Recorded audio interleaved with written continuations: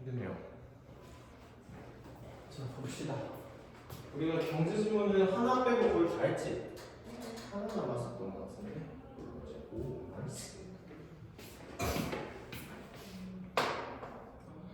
그래서 어디 하면 되죠? 55쪽인가?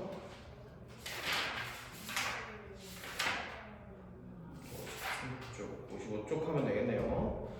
이거 개념을 그때 적용하는 걸로 그대로 보시면 돼요. 똑같은 경제 파트 지문이고요.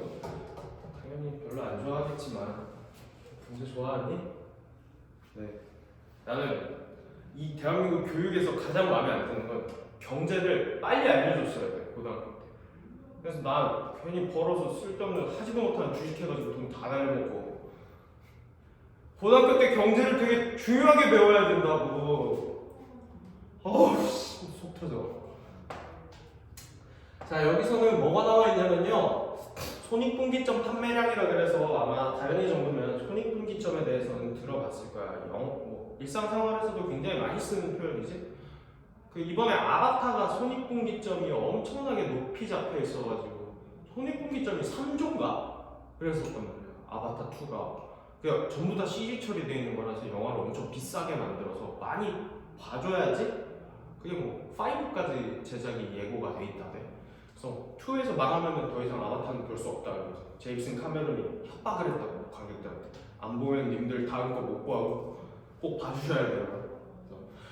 그래서 손익분기점 판매량이라는 게 기업이 수익을 벌어들일 수 있고 없고에 대한 한 되게 중요한 지표가 될 텐데요. 마찬가지로 이렇게 친절하게 수식이 나와 있지. 엄청 친절한 편이에요. 이게 아직 고등학교 1학년 모의고사라서 친절한데 이 상황에 올라오면 이런 거 주겠어? 절대 안 줘. 이거를 글로 써놓으면 얼마나 극혐인 줄 알아요. 네, 불러줘. 자, 손익분기점 판매량은 가격에서 단위당 변동비용을 뺀 값을 고정비용으로 나눈 것이다. 이런 식으로 들어가 버려요. 그러면은 그게 글로 읽혀 있으면 수식으로 바꾸는 게 좀 어려울 수도 있어요. 그래서 한 번씩 꼭 손대서 해보시는 걸 추천드리고요. 한번 봅시다. 자, 기업은 제품이 어떤 가격에서 어느 정도 판매될 것인지를 예상해서 제품을 생산한다. 당연히 밑줄 칠 부분이 있어? 너무 당연한 얘기 아니야? 영리단체에서 자기의 얼마나 판매가 될지는 당연히 예측하고 생산을 해야지. 사업 망칠 일 있어? 그러니까 제임슨 카메론 팔릴 줄 알았겠지. 근데 다 이미 넘겼다 하대? 역시 티켓 파워가 장난이 아니네요. 그래서 그렇구나 하고 넘어가시면 돼요. 그런데 기업이 예상한 만큼 판매가 이루어지지 않으면 예상보다 적은 이익을 얻거나 손해를 볼 수 있다. 자, 나는 이렇게 너무 당연한 거는 굳이 밑줄을 치지 않는 편이야. 근데 약간 아직 익숙하지 않다, 경제 파트가 익숙하지 않다 그러면 요 정도에는 그냥 적은 이익, 손해 이 정도. 그래서 예상한 만큼 판매가 이루어지지 않으면 그렇구나 이 정도만 체크를 해주셔도 무방합니다.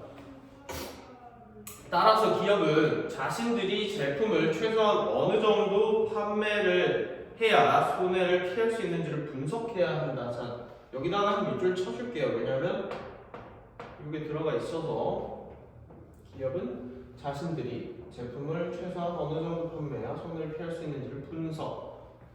이렇게 해줘야지 손해를 덜 보겠지. 손해를 보면 안 되지, 나처럼. 손절할 때 빨리 손절을 했어야 되는데. 정의 분담. 그래서 이 과정에서 활용할 수 있는 것이 손익분기점이다. 이렇게 되어 있네요. 골목 식당은 본 적 있니? 백종원의 골목 식당? 뭐 하는 건지는 대충 아시죠? 소상공인들한테 가가지고 솔루션 주는 거거든. 장사가 안 되는 가게에 백종원이 가서 백종원이 이 가게가 어떻게 하면 조금 더 이익을 벌 수 있는지를 이렇게 컨설팅 해주는 거야. 컨설팅을 해주는데 거기서 맨날 얘기하는 게 손익분기점 얘기야. 그래서 메뉴가 되게 많은 집들이 있지. 가끔 식당 가보면 별의별 걸 다 파는 집들이 있어.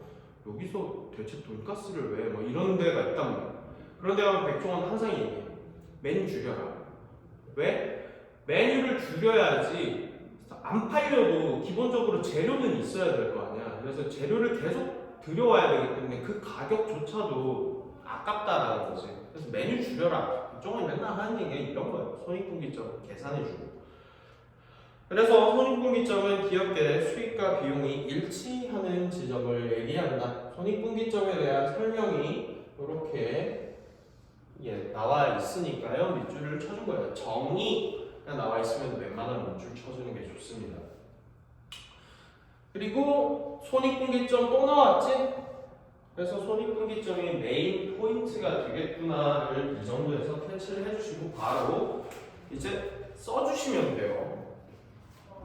메모를 꼭 해주시기를 부탁드려요. 자, 그냥 줄였어도 상관없어요. 나만 알아보면 되는 거니까 메모를. 자, 손분은 뭐래? 수익과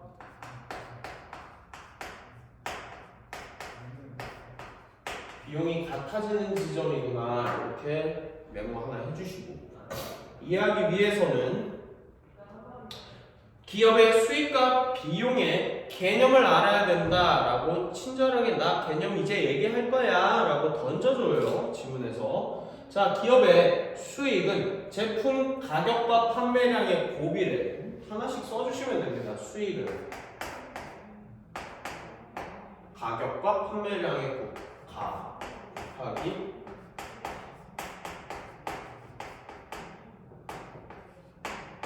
이렇게 그냥 편하신 대로 메모해 주시면 돼요.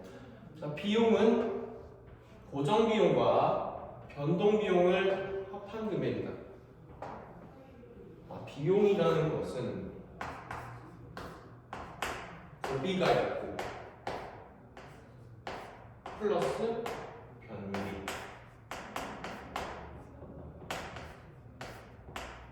당연히 수준이 높습니다.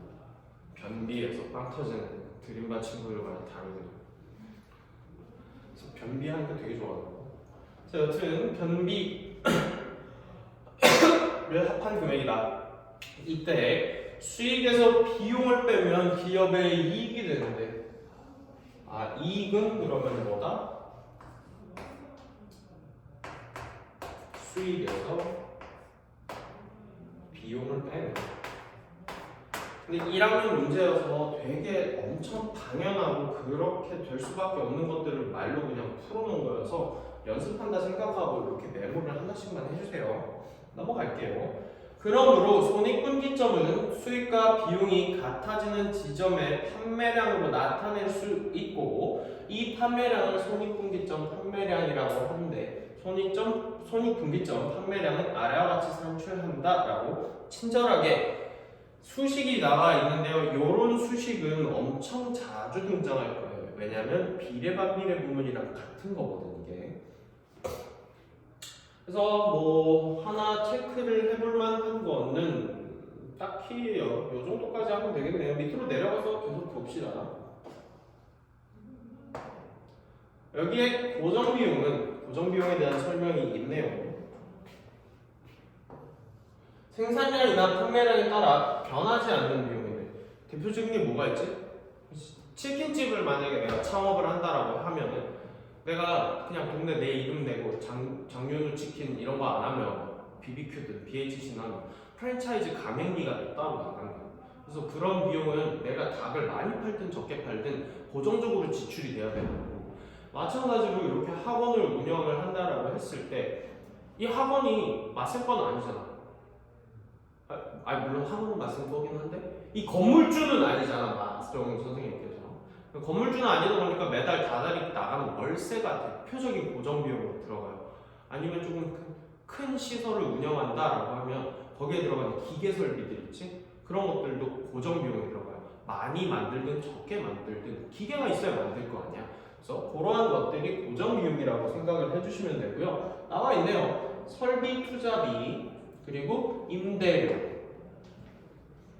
그리고 연구개발비 대표적인 고정비용이다 라고 되어 있네요. 일반적으로는 제품 생산에는 일정한 수준의 고정비용이 발생한다. 밑줄 따로 칠 건 없어요. 그런가 보다 하고 넘어가시면 됩니다. 자, 반면에 라고 나와 있으니까 다른 거 얘기하는데 변동비용은 생산량이나 판매량에 따라 변하는 비용이래. 그래서 원자재비 포장비 혹은 뭐 이런 것들이 변동 비용에 속한다. 뭐 학원을 예시로 잠깐 들어보자면 학생 수가 많아지면 버스 기사님을 한 명 더 고용을 해야 된다라던가 그러한 것들 인건비도 변동 비용에 들어갈 수가 있겠지. 그렇게 생각을 해주시면 돼요. 되게 평이하고 어려운 내용은 아니니까요. 그렇게 보시고 변동 비용은 생산량이 늘어남에 따라 증가한다. 나 이런 거에다가는 꼭 메모를 해놓지로.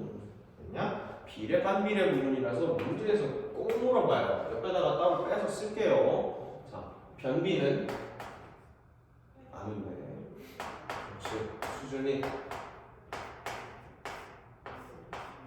변비가 높아지면 판매량도 높아진다. 아니, 생산량도 늘어난다.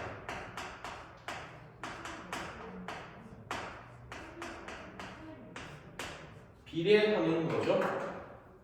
그리고 고정비용과 변동비용을 합한 비용을 생산량으로 나누면 해당 제품의 단위 생산 비용이 된다. 자, 단위 생산 비용은 어떻게 한다고? 고정비용과 변동비용을 합한 거를 어쩌고저쩌고로 나누면. 자, 이걸 수식으로 써보는 연습을 하나하나씩 해주시면 좋아요. 그래서 단위당 변동비용, 단비 거 단비를 뭘로 나누면 생산량으로. 그러면 생산량 분의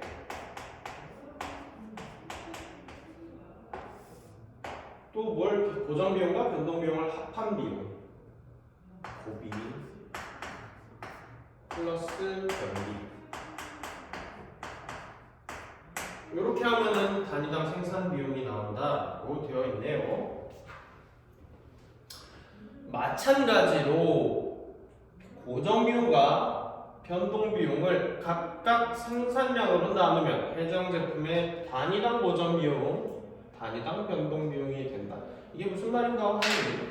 자, 이렇게 하면 단위당 고정 생산 비용이라고 되는 거고요. 이렇게 하면 단위당 변동 생산 비용, 이렇게 얘기가 된다라는 거예요. 그 정도로는 평이하게 일단 수식을 써놨으니까 넘어가시면 됩니다. 이러한 개념들을 바탕으로 손익분기점 판매량을 산출해보면 고정비용이나 단위당 변동비용이 늘어날수록 손익분기점 판매량은 커지게 된다. 자, 여기다가도 밑줄. 이거는 친절하게 수식을 갖다 줬으니까 수식을 보면서 하시면 될 텐데요. 자, 수식을 그럼 다시 보면서 할까? 잘 보면 분자값에 고정비용이 들어가 있지? 그러니까 고정비용이 올라가면 당연히 손익분기점 판매량도 올라간다라는 건 알 수 있을 거고요. 그러면 분모값은 커지면은 어떻게 돼? 이게 이렇게 올라가게 되면 이걸 가격에서 뺀 값이 또 되는 거잖아. 그러니까 둘 다 당연히 상식적으로 생각했을 때 비용이 증가하게 되면 손익분기점 판매량이라는 것도 어떻게 돼? 늘어나게 되는 거지. 얘도 올라가는 거 같이. 그럼 기업의 입장에서 손익분기점 판매량이 커지게 되는 건 좋은 현상이야, 나쁜 현상이야?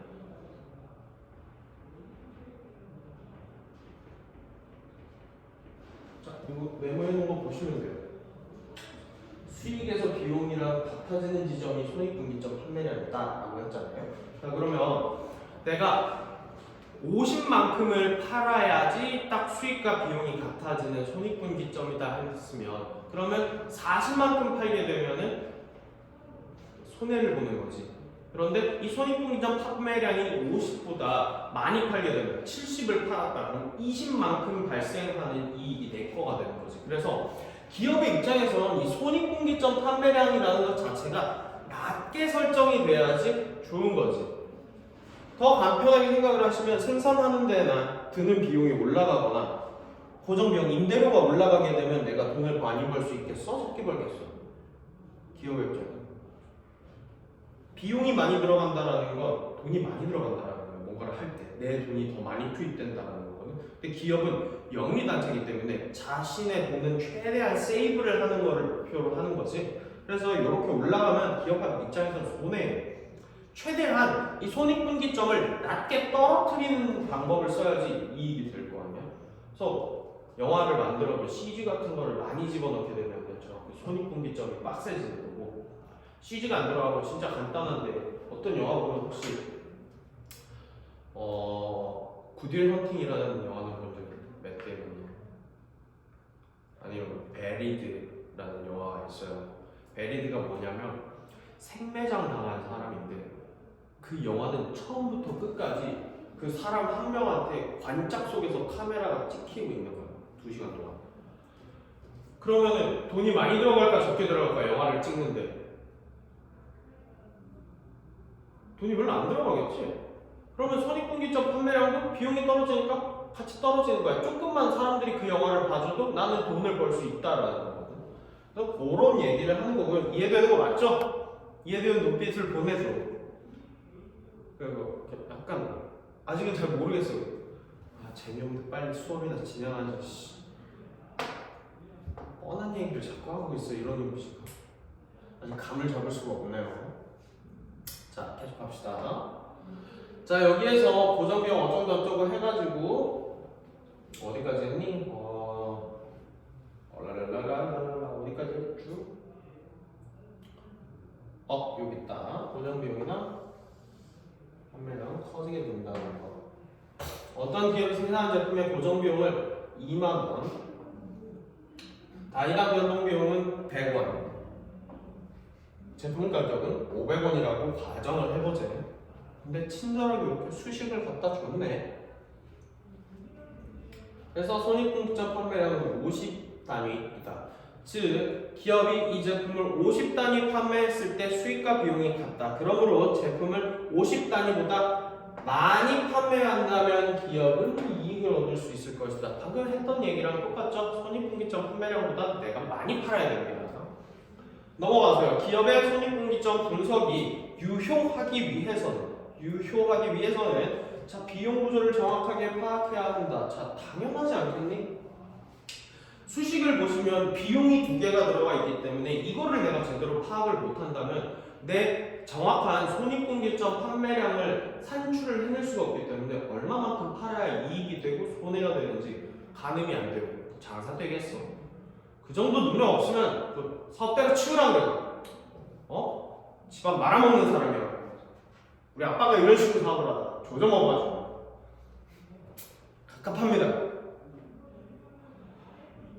비용이 달라진다면 손익분기점 판매량도 달라지기 때문이다. 또한 판매량을 정확하게 예측해야 된다. 당연하죠. 예상과 달리 실제 판매량이 손익분기점 판매량보다 적다면 손해를 보기 때문이다. 이거 위에서 했던 말 똑같이 나와있지? 예상치보다 적어지면 손해지. 넘어가서 계속 볼게요. 비용이 달라진다면 손익분기점도 달라지기 때문이다.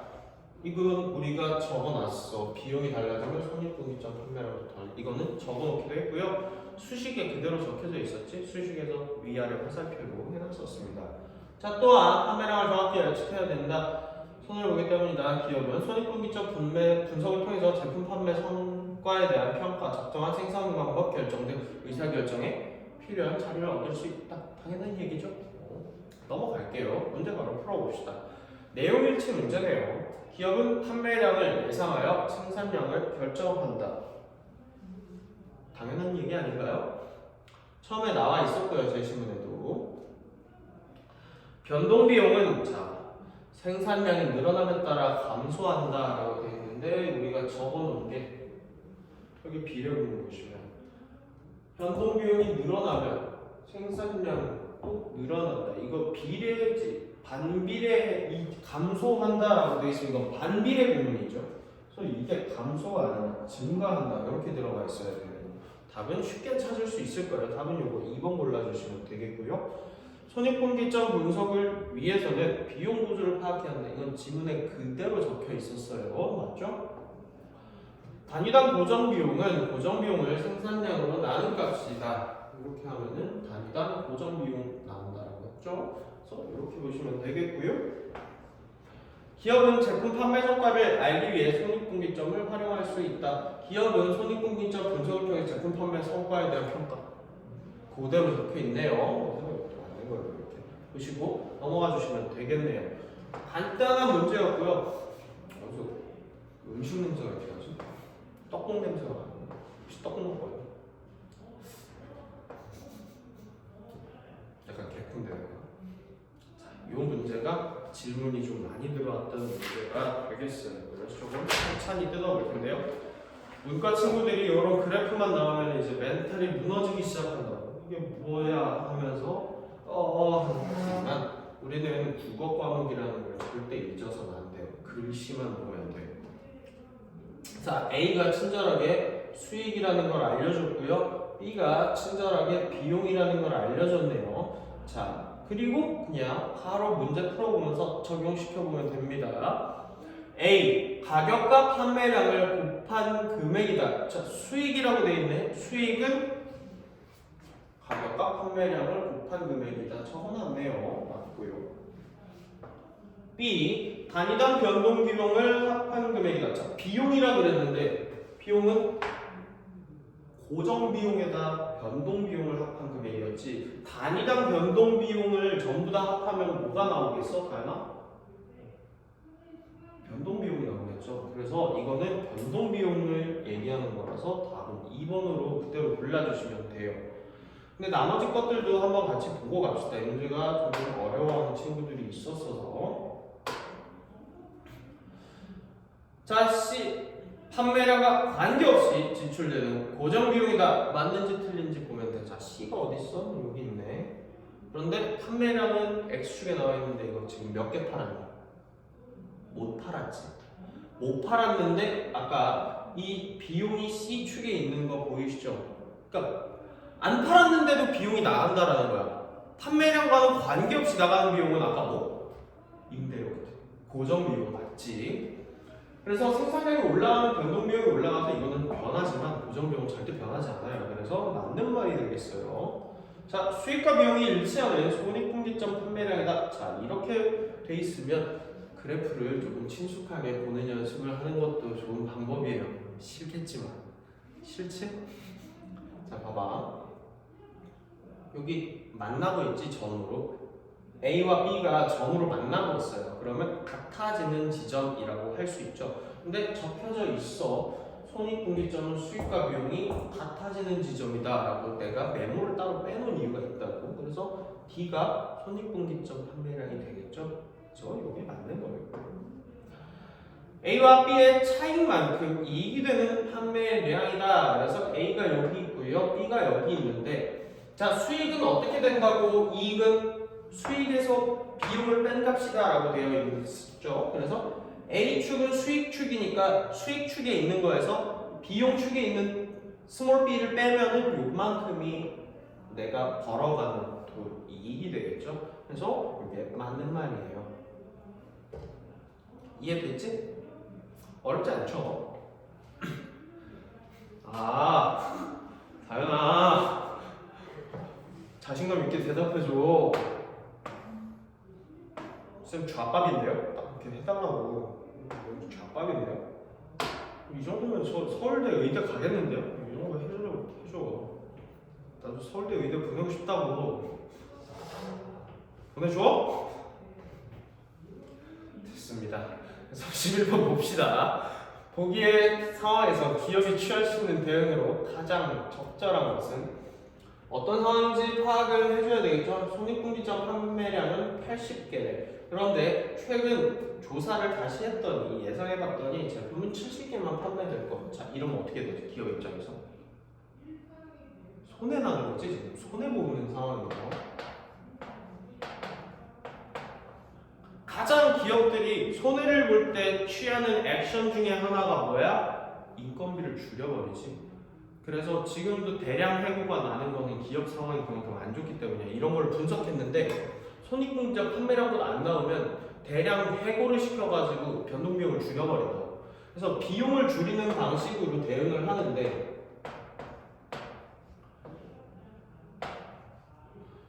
자, 가격과 고정 비용을 변화시킬 수 없다라는 전제가 깔려 있어요. 그러면 우리가 바꿀 수 있는 비용은 뭐밖에 없어? 바꿀 수 있는 비용은 이거밖에 없어. 변동 비용밖에 못 바꿔. 그러면은 인건비를 줄이는 게 우리나라 기업들이 대표적으로 취하는 액션이에요. 그래서 IMF 터졌을 때도 모든 아버지들이 실직자가 됐던 이유가 판매량이 안 나오기 때문에 인간들을 대량 해고를 삭감시켜 버렸기 때문이에요. 그래서 변동비용을 줄이는 방식으로 대응을 하니까 자 여기서 그러면 우리는 변동비용을 찾으면 되겠네. 자 변동비용 나온 거 원자재 구입 가격 그리고 포장비인데요. 자 변동비용을 낮추는 게 목적이 돼야 될 텐데 자, 이거 올리면 어떤 미친 기업가가 자기가 지금 손해나는 상황에서 돈 지출을 올리겠어. 그래서 이거는 미친놈이 아닌 이상 이거를 찍을 수는 없다는 거예요. 당연히 변동비용이 나온 거는 1번 포장비밖에 없어요. 그렇지? 나머지는 연구개발비 대표적인 고정비용이었고요. 설비투자비용도 고정비용이었고요. 임대료도 고정비용이어서 건드릴 수 없다는 전제에 벗어나요. 그래서 상식적으로만 생각을 해도 답은 1번으로 찾을 수 있는 거. 그래서 이건 문제를 안 읽고도 사실 풀 수 있는 문제다. 그치? 자, 단어의 사전적 의미. 이건 문학에선 절대 안 물어보는 문제 유형이에요. 사전적 의미. 그런데 그래도 하나 나왔으니까 해봅시다. 자, 기억은 산출이었어요. 산출.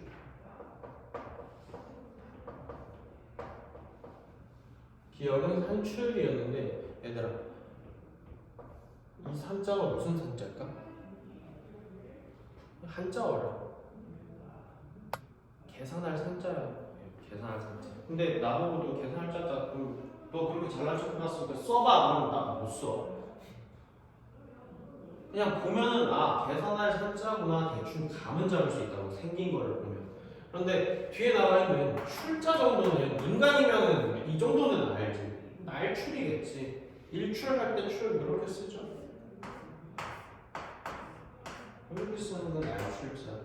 그래서 저 문제를 낸 이유는 저 끄집어내거나 속가냄이라는 단어 뜻은 이거는 산출이 아니라 색출이에요.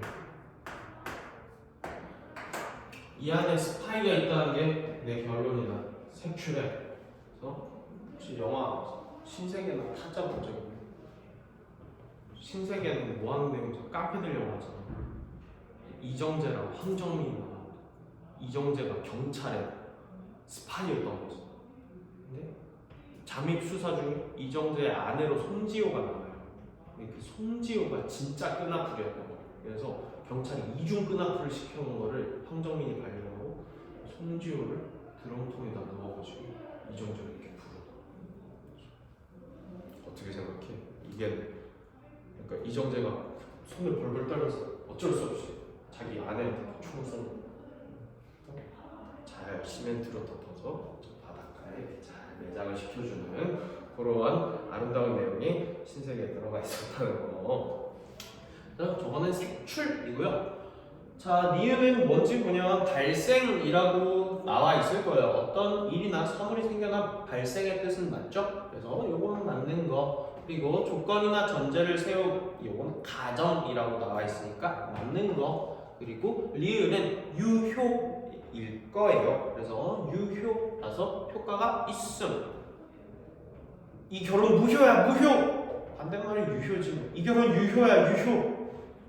이 드라마 보면 많이 나오죠. 그래서 미음 알맞고 바른 정도라고 되어 있는 것 이거는 적정이어서 맞는 걸로 보시면 되겠습니다. 어렵지 않죠? 맨날 결혼은 맨날 이렇게 무효로 하는 일이 많이 모르겠어요. 그래서 굳이 결혼을 왜 하나 싶고 혹시 빨리 결혼하고 싶은 꿈이 있나요? 혼자 사는 걸 편애할 것 같은 그렇죠? 혹시 외동? 외동. 저도 외동이라서 저는 혼자 사는 게 편합니다. 자취를 오래 했어가지고 혼자 사는 게 훨씬 편했고요. 대학교 가면 자취를 하고 싶어요. 부모님이 이 영상을 보시진 않으실 테니까 집 가서 이거 막 어디서 보여가지고 선생님 자취하라는데 이런 얘기 집 가서 괜히 하시면 잘려요. 대학까지 되게 자유롭습니다. 자 이제부터 과학 지문을 들어갈 텐데요. 이것도 마찬가지로 다현이가 싫어할 만한 거. 자, 바이러스에 대한 얘기를 할 텐데요. 나올 때마다 이 과학은 킬링으로 많이 파트로 출제가 돼요. 애들 죽여버리겠다 각오하고 내면은 18년도 대수능에 나왔던 구껍질이라는 게 있어요. 구의 껍질의 그 넓이를 산출하는 거거든. 그거 물리 문제로 들어가 있었고요. 그 작년도 킬링 문제는 뭐 아까 전에 했던 사회 오버슈팅 개념, 금리 개념이 들어가 있었는데 이거는 문과 친구들은 그냥 이거 보자마자 한숨부터 푹 쉬고 나는 이제 조졌다, 접어야겠다 하겠지만 걱정하지 않아도 돼요. 우리는 김갑진 쌤이 아니야. 우리는 국어만 한글만 읽을 수 있고 어느 정도 다 기초적으로 모르는 거에 대해서 얘기를 할 텐데 고등학생이 풀 수 있을 정도로 글을 써놓는다고. 그래서 우리는 글 읽기만 잘하면 문제는 다 풀 수 있어요. 뭐 바이러스 뭔지 나도 몰라. 알게 뭐야? 코로나야? 뭐야?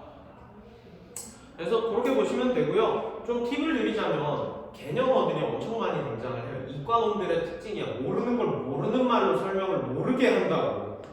그럼 문과 애들은 당황을 퍽 타가지고 이게 뭐지? 할 텐데 다 설명을 친절하게 해줍니다. 그래서 반복적으로 등장하는 거 있지. 개념어인데 일단 먼저 선생님이 비문학을 풀면서 과학은 한 4가지 정도로 크게 구분이 되지. 물리 파트 혹은 화학 파트 그리고 생명 파트 마지막으로 지구과학 파트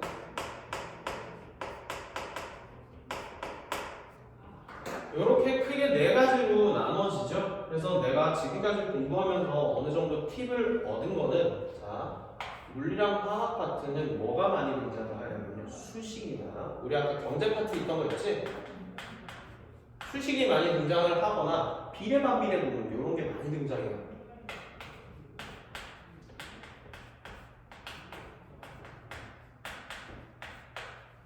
근데 내가 비례반비례 구문 같은 거 나오면 무조건 뭐 해주면 좋다고? 우리 방금 전에 문제 풀 때도 메모해 놓으니까 엄청 편했잖아. 그래서 이거는 메모를 해놓으면 되게 좋습니다. 메모로 끌고 가주셔요.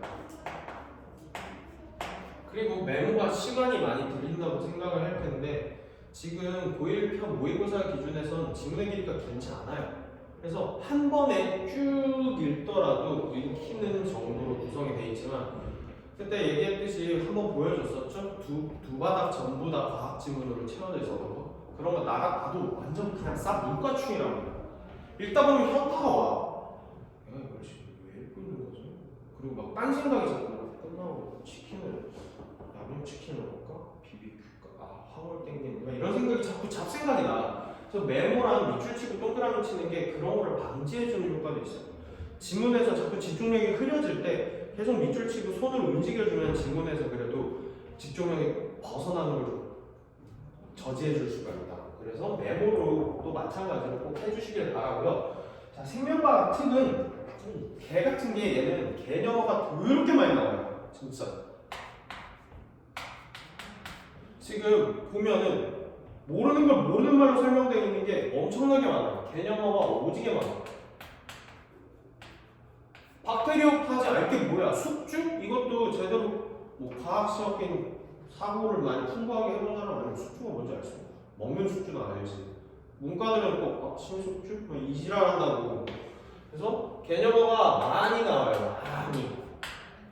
적당히도 아니고 많이 나오는데 이거는 어떻게 끌고 가면 되냐면 버려야 되는 거는 버려줘야 돼. 확실하게 버려야 되는 개념어를 버릴 줄 알아야지 평이하게 끌고 갈 수가 있어요. 그래서 뭘 버려야 되냐 그러면 개념어가 많이 나올 텐데요.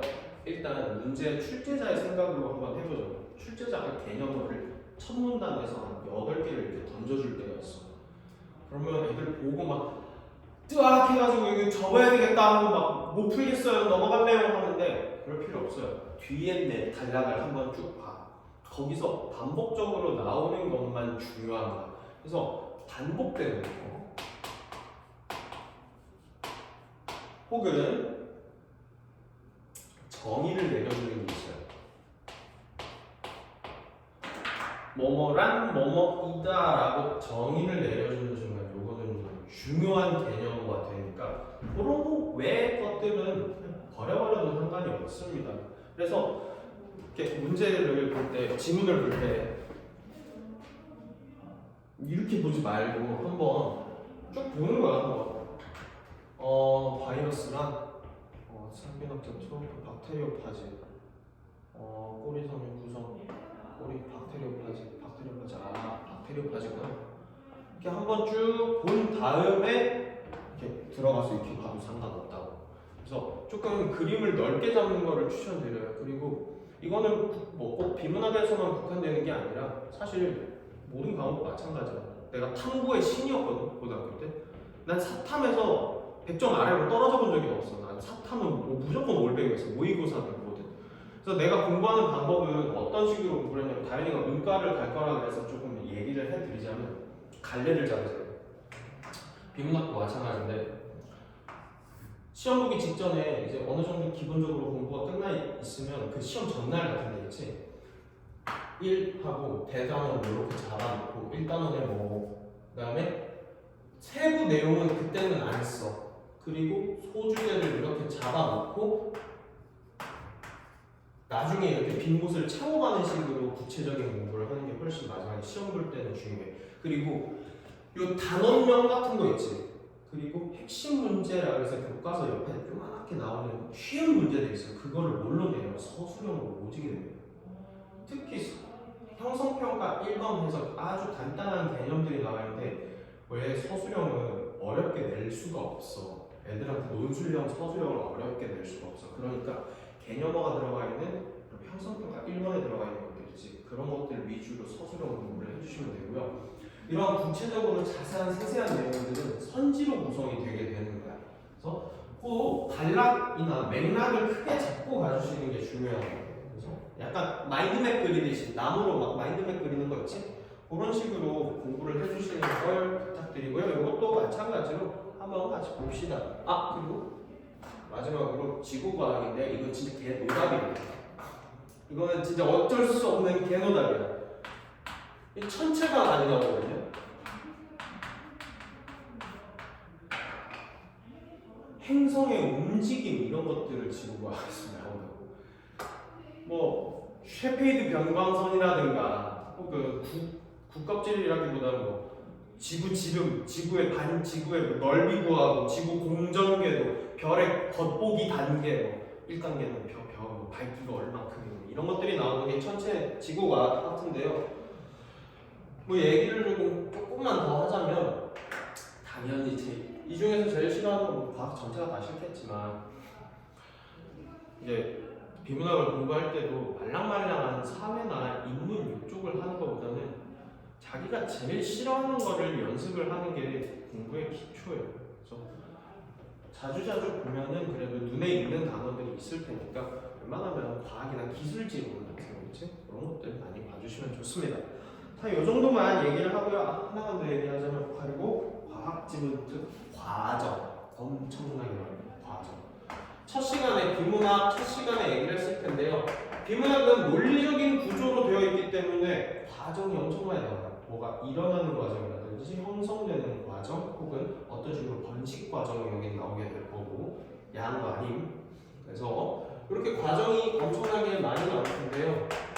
내 개인적인 팁으로는 이런 식으로 A가 나중엔 B의 형태를 거치고 C가 되고 마지막에 결론으로 D 이렇게 노출된다라고 했을 때 나는 번호를 매겨버립니다.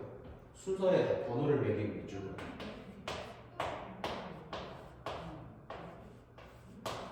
얼마 안 걸리잖아. 뭐 시간이 그렇게 촉박하지는 않잖아. 그래서 연습할 때는 이 정도로 밑줄을 그어가면서 하고 마지막에 결론 부분은 생각하고 결론 이런 식으로 얘기를 합니다. 내가 한번 하면서 같이 해봅시다. 박테리오파지에 대해서 할 거예요. 바이러스란 스스로 증식할 수 없고 숙주세포에 기생해야만 증식할 수 있는 감염성 병원체를, 일단 정의가 나와 있으니까 한번 해봅시다. 사실 박테리오파지가 훨씬 더 중요하지만 그래도 뭔가 안 하고 넘어가기에는 좀 깔짝지근하잖아요. 그래서 저 스스로는 안 되고 숙주세포의 기생 증식 뭐 이 정도만 하면 됩니다. 감염성 병원체는 코로나인가 보지. 코로나도 인간을 숙주로 하죠. 처음엔 박쥐였다가. 중국인들 그걸 왜 먹냐? 전혀 미개하지 않아. 넘어가서요. 바이러스는 자신의 존속을 위한 최소한의 물질만을 가지고 있대. 거의 모든 생명활동에서 숙주세포를 이용을 해야 되고, 바이러스를 구성하는 기본 물질은 유전 정보를 다하는 유전 물질과, 자, 이런 것들은 중요한 게 되겠지. 유전 물질과 이를 둘러싼 단백질 껍질로 이루어져 있다고 합니다. 자, 이거는 혹시 기억나는지 모르겠지만 글의 구성 단계에서 구성 요소를 밝히는 걸 분석이라고 해요. 이거는 국어의 영역에서는 진짜 정확하게 구성 요소를 밝혀야지 분석이라고 할 수 있습니다. 혹시 선지에 분석의 방법이 사용되었다 이러면 구성 요소가 나왔는지를 잘 봐야 돼. 이렇게 하고 넘어갈게요. 자, 이름 나오는 거 있으면 웬만하면 체크를 해주는 게 좋다라고 했는데, 자, 봐봐. 영국의 세균학자 투워트, 포도당국을 연구, 세균 덩어리가 녹는 것처럼 투명하게 변하는 걸 관찰했다. 이러고 두 번 다시 나오지 않아요, 이 사람. 이렇게 먼저 한번 쓱 보고 두 번 다시 안 나오면 얘는 뭐다?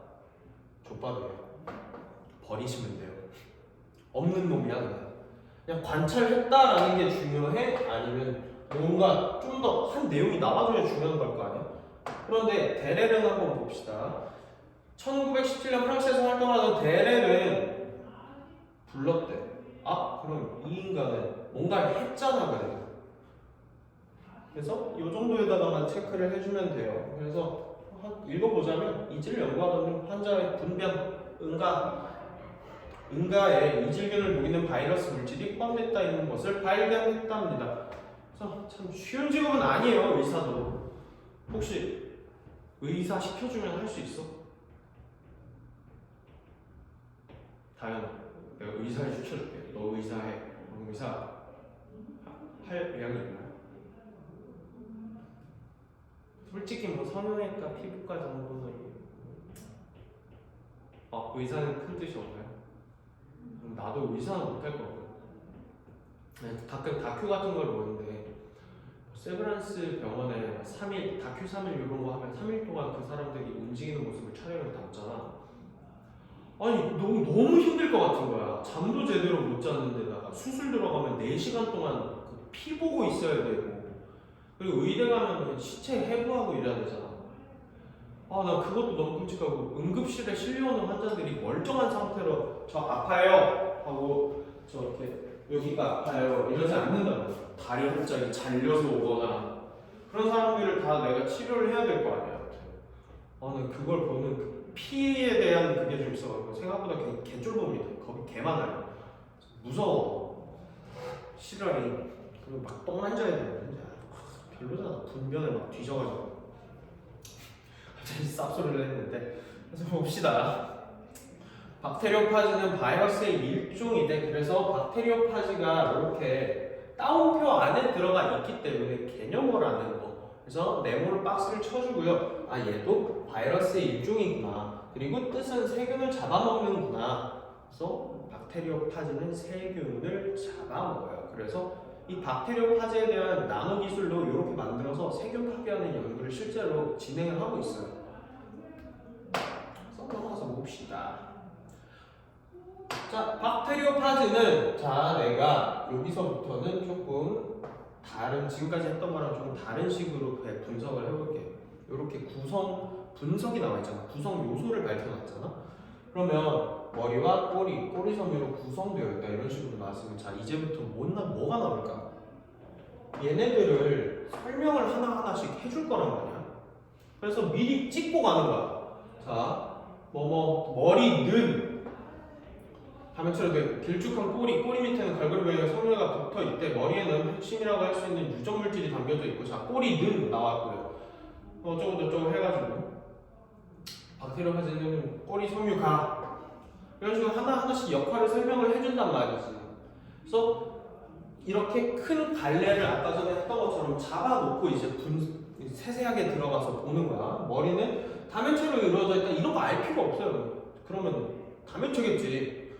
평면으로 이루어졌겠어? 종이도 아니고? 다면체로 이루어져 있고 그 밑에는 길쭉한 꼬리 밑에는 갈고리 모양의 꼬리 섬유가 붙어 있다. 아 그런가 보다 하면 돼요. 심지어 친절하게 그림도 그려져 있네. 이렇게 생겼나 보지. 자 머리에는 이게 중요하지. 핵심 이런 것들.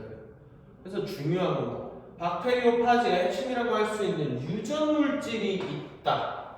결국에 머리에서 중요한 건 유전 물질이 들어가 있다라는 게 핵심이라고 그랬습니다. 여기다가만 체크를 해주시면 되고요. 중요한 거니까 보호가 돼 있겠지. 우리 몸도 뇌가 제일 중요하니까 가장 간단한 두개골로 보호가 돼 있다고. 그래서 넘어가고요. 꼬리는 그러면 무슨 역할을 하는지 봅시다. 세균으로 이동하는 통로 역할. 자 이러고 꼬리 설명이 끝났어. 얘는 그러면 중요한 게 아니라는 거지. 박테리오파지에서 가장 중요한 건 헤드, 대갈통이 제일 중요한 거였어요.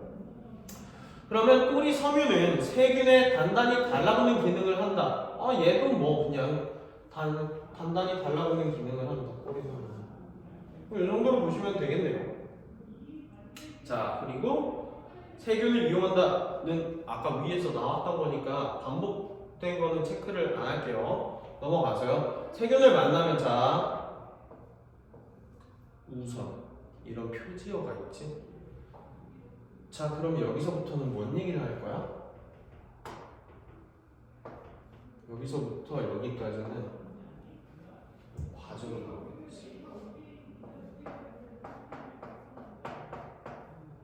봐봐. 자 1번 하고 계속 갑시다. 꼬리 섬유가 세균 세포막에 존재하는 특정한 단백질 다당류를 인식하여 이용할 수 있는 세균인지 여부를 확인. 그래서 이렇게 아까 밑에 있는 갈고리 모양으로 해서 이렇게 다현이한테 확 무는 거지. 물어가지고 다현이가 내 증식에 이용할 만한 사람인지 아닌지를 판단해. 이렇게 꼬리가 쭈쭈쭈 그러고 에이 아니네 하면 그냥 가는 거고 맞다 그러면 이제 확 갈고리로 붙든다. 그런 내용이에요. 자 그러면 갈고리 섬유는 단단히 달라붙는다.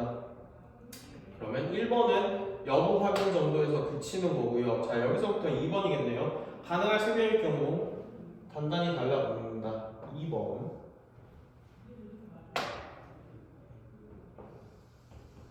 이게 2번일 거고요. 자리 잡은 박테리오파지는 머리에 들어있는 유전 물질만을 세균 내역으로 침투시킨다. 자, 요게 3번이겠네요. 세균 내부로 침투한 박테리오파지의 유전 물질은 세균 내부에서 DNA를 분해하고 그러면 체크를 이런 식으로 내부 DNA 분해 그리고 세균 내부의 물질과 여러 효소 이용하여 새로운 박테리오파지 형성 그리고 복제 요것만 체크하시면 돼요. 이게 4번 단계겠네. 이렇게 보면은 박테리오파지가 번식하는 과정이 나와 있는 건데요. 이거 박테리오파지도 이거 생명체거든. 그래서 생명체는 기본적으로 가지고 있는 모든 욕구 중에서 제일 큰 건 번식 욕구가 가장 커요. 심지어 이런 미개한 박테리아 맞니? 바이러스마저도 번식 욕구를 가지고 있고요. 세균도 번식을 하는 걸로 우리한테 병을 얻게 하지. 우리 몸에 세균이 기생하면서 얘네들이 세포로 덩어리로 이루어져 있기 때문에 세포는 어떻게? 세포는 분열을 하지. 세포 분열을 통해서 우리 몸에 병원 감염체를 늘린단 말이에요. 그래서 코로나 바이러스는 이러한 바이러스가 우리 몸에 들어온 거고요. 독감은 세균이 침입한 거예요. 그래서 둘 중에서 잡기에는 독감이 조금 더 편해요. 왜냐면 바이러스는 변이가 너무 빨라요. 구조가 지금 우리가 설명되어 있는 것만 봐도 엄청 단순한 구조로 되어 있지. 그래서 얘네들은 변이가 엄청 빨라서 코로나가 안 잡히는 거죠. 그냥 그렇다고요. 뭐 아는 척 해봤어. 왜? 나도 뭔가 알 거 아니야. 너보다 나이가 거의 거진 2배는 살았는데. 그렇다면 진짜 누가 29살이라고. 계속 갑시다. 자, 과정에서 끝났고요. 자, 갑자기 이제 딴소리 하네요. 종류를 얘기해주네. 독성 파지가 있고 용원성 파지가 있대. 그런 것도 하고 넘어가시면 돼요. 자, 그리고 정의가 나와있네. 독성 파지는 충분한 양의 박테리오 파지가 이미 복제가 됐으면 복제를 중단하고 세균의 세포벽을 파괴하는 효소를 만들고 세포벽을 터트리고 외부로 쏟아져 나온다. 자, 그래서 내가 만약 박테리오 파지라고 해서 붙었어. 그래서 어느 정도 증식 유전물질을 이렇게 보내가지고 다 했단 말이야. 그러면 분해하는 효소를 내서 그 세균의 세포막을 녹여갖고 이렇게 탁 터트리고 나온다라는 거지. 끔찍하죠. 인간에 비유하는 거. 혹시 에일리언 탄생한 거 봤니? 그것도 인간 몸에 이렇게 기생해서 얼굴에 이렇게 붙어. 그리고 애가 어느 정도 자라면 입속으로 이렇게 들어가서 몸 안에서 더 자라가지고 배를 확 열고 나온다는데 그 에일리언이 그런 영화예요. 굉장히 고어한 그런 영화예요. 그러면 그렇게 보시고 이와 달리 용원성 파지는 이와 달리라 그랬으니까 얘는 좀 다른 생태를 가지고 있겠지. 세균을 이용하는 것은 독성 파지와는 결국 같다. 이용은 둘 다 하는데 세균을 파괴하지는 않고 대신에 계속 기생, 분열함에 따라 같이 늘어난다. 요게 용원성 파지라는 거야. 그러니까 얘는 아까 전에 에일리언처럼 팍 하고 터트리고 나오는 게 아니고요. 아까 전에 뭐라 그랬어? 세포는 분열한다 그랬지. 이미 1 세포에 여기 박테리오 파지가 이렇게 들어가 있다고. 그러면 세포는 쭈쭈쭈쭈쭈 해가지고 지가 이렇게 분열을 쭈쭈쭈쭈 해요. 그러면 우리가 분열하면서 얘도 같이 넘어간다라는 거야. 그래서 결국에는 얘가 스스로 분열을 해줘서 얘도 증식이 돼버린 거지. 이런 게 용원성 파지고 박테리오 파지의 독은 이렇게 어느 정도 찼으면 독성 이거를 녹여가지고 이렇게 팡 하고 툴고 나오는 가자! 이렇게 나오는 게 그런 내용이었어요. 그렇게 어려운 내용은 아니었어요. 그나마 되게 평이한 축에 속하는 게 요 정도. 괜찮아? 괜찮지? 괜찮다고 해줘. 자, 넘어가서 봅시다. 문제. 윗글에서 언급된 박테리오 파지에 대한 설명으로 적절하지 않은 것을 찾아달래. 세균을 숙주세포로 삼아서 기생하는 바이러스이다. 들어가 있었죠? 맞고요. 머리에 있는 유전물질은 단백질, 껍질로 보호되어 있다. 그대로 제시문에 삽입이 되어 있어요. 이 질균을 녹이는 물질을 발견한 데렐이 이름을 지었다. 맞고요. 꼬리섬유는 세균 표면에 단단히 달라붙는 기능을 한다. 맞죠? 이렇게 문다 그랬죠? 갈고리로. 그런데 자, 세포막 표면에 존재하는 특정 단백질을 싹 복제하여 증식한다. 맞니?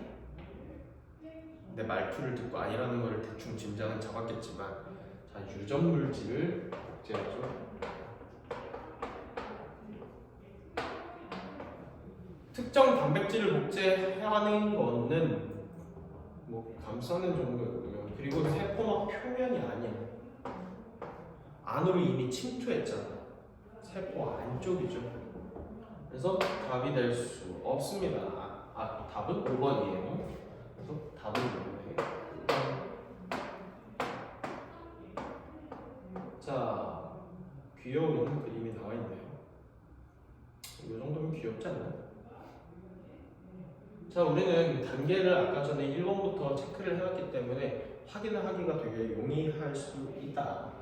자, A는 아직 안 들어갔네. 그래서 갈고리로 물지도 않았고요. 그래서 꼬리섬유가 세포막 표면에 단백질, 다당류들 인식. 그래서 유전물질 침투 여부가 결정되고, 우리 1번 단계에서 여부 확인부터 한다 그랬지? 맞죠? 그래서 B, 박테리오 파지의 머릿속에 있는 유전물질을 꼬리를 통해 세포 안으로 유입되겠군. 마음에 들었나봐. 그래서 여기 유전물질이라고 친절하게 해놨네요. 그래서 꼬리를 통해, 꼬리가 통로 역할을 하는 것도 맞고. C, 세균 속에 침투한 유전물질은 세균 내부의 물질과 효소 등을 이용해 복제에 필요한 유전 물질과 단백질을 만들겠군 되어 있는데 맞을까 틀릴까? 이거 제시문에 그대로 써져 있어요. 똑같이 써져 있어. 이거 내용 일치에 가까운 문제 유형이에요. 그래서 맞죠? 그래서 유전 물질도 만들고 단백질도 형성을 해가지고 뽀뽀뽀뽀 해서 얘를 하나 더 만든다고. 맞고요. 세균 속에 기생하다가 세균 자 여기 보자. 이게 D인데 분열하는 세균이 지금 분열하는 과정에서라 그랬으면 여기 이렇게 분열하는 과정이 달려 있어야지. 그리고 이거는 용원성이야. 용원성 파지인데 그림만 봐도 뒤에 이거 터트리고 나온다는 걸 봤을 때 처음부터 이거 독성 파지구나.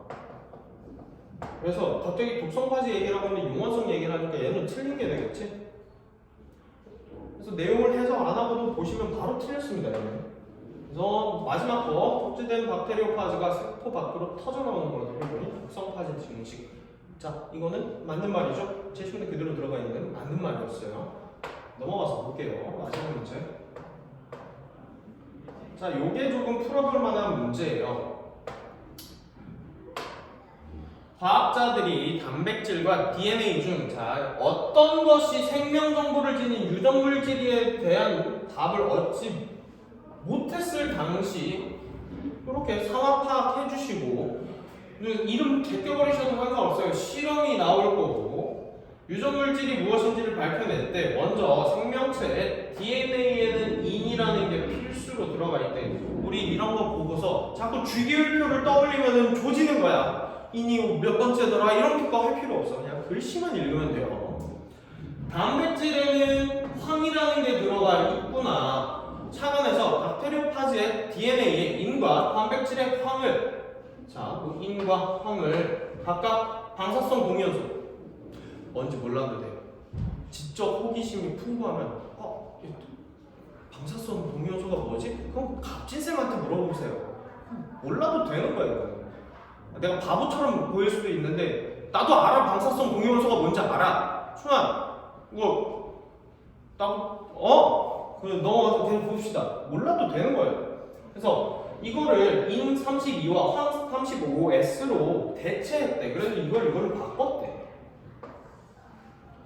이후 박테리오파즈를 대장균에 감염시켰으면은 이거 이제 아까 전에 그 단계를 거치겠지. 그리고 이들을 여러 세대에 걸쳐 배양한 뒤에 대장균 내부에 어떤 게 남아있는지 확인.